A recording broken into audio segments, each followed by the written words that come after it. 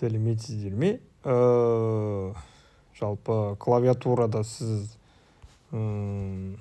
дауысын неткенде,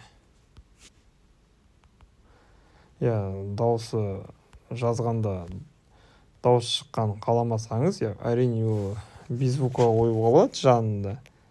Бірақ вообще без звука емес, былай дауыс шықпаған қаласаңыз, настройкаға кіреміз. Одан кейін звук и вибрация деген бар. Сонда міне отклик клавиатуры деген бар. Звук қосылып тұрады. Сонда қараңыз, енді дауыс шықпайды.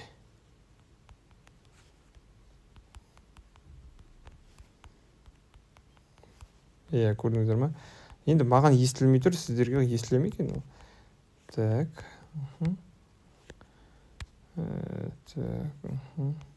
Енді звуки.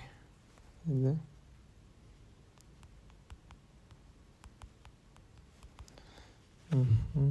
так.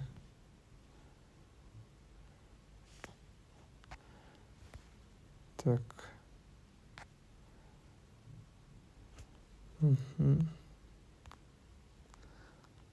Болды.